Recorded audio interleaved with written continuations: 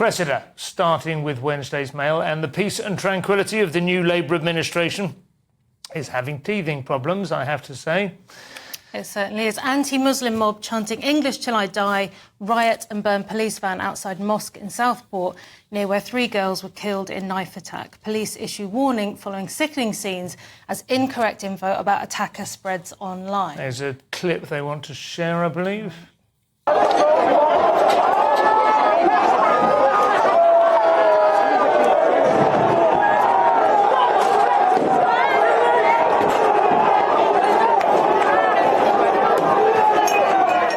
Very similar. Sorry, they couldn't hear me there. I was just saying, sort of reminiscent of the scenes we saw in Leeds recently. Very similar, yeah. And police obviously coming away with, there's reports of a police person with a broken nose. Yeah. The Merseyside police are urging people not to speculate on the details of the incident, but obviously people are just at boiling point because it's horrific.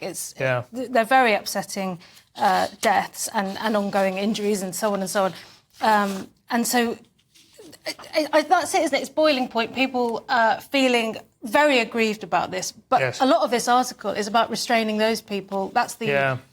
You see, I mean, it's interesting, and I do understand why, although, you know, I get hot-headed as well on Twitter, but there's some people on Twitter absolutely furious about the level of policing or safety or whatever, like just the escalation of crime. And then other people immediately going to the far right are just using this as an excuse. They just want to riot. They don't really care about dead kids. Well, I mean, I don't know how the far right seem to be able to organise awfully quickly if it is just an opportunistic. Yeah, 2 things can be wrong at the same time, and that's exactly what's happening here, isn't it? I mean, we've covered the main part. Oh, it's certainly not right that they riot, I should say that, yeah. Yeah, no, but they should be able to spot that it's wrong that they riot because the wrong person was named. Yeah. And so now when you think you know who it is, and we're not going to say the rumours that are going around online, but whatever your presumption is, even if your presumption is later proved to be correct, back when it was just a presumption, it was not a fact. Stop pretending because you're so angry, your opinion somehow graduates to be a fact. I see that an awful lot as well.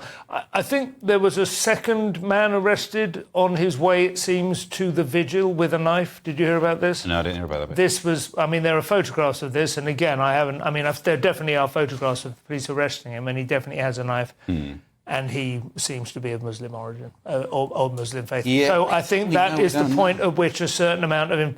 But what it is, obviously, as you're saying, is it's not coming in a vacuum, is it? It's coming after months, essentially, in which people have felt that there is a sort of very hands-off policing attitude towards everything from the marches in central London to, you know... But this is one of those things about ends justifying means. It doesn't just because you believe that goal so much that you don't mind being wrong on the way to it. No, like, I saw people online were saying, because this, the person is 17.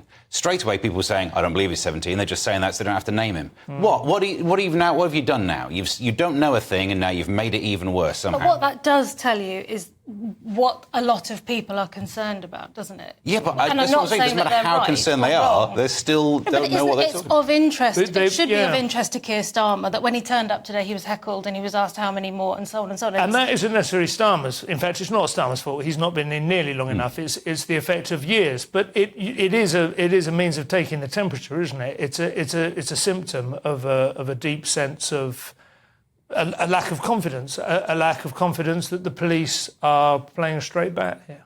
Yeah, I still don't have a lot of sympathy for it. You know, one of the things that really stands out is one officer suffered a suspected broken nose. When was the last time we said that out loud on this show? And that story was exactly the opposite. The airport. You know, so all of a sudden, people who are now rioting don't care about police getting broken noses, but I bet they did a couple of days ago when it was that version of the story. Yeah. Well, that's a fair point.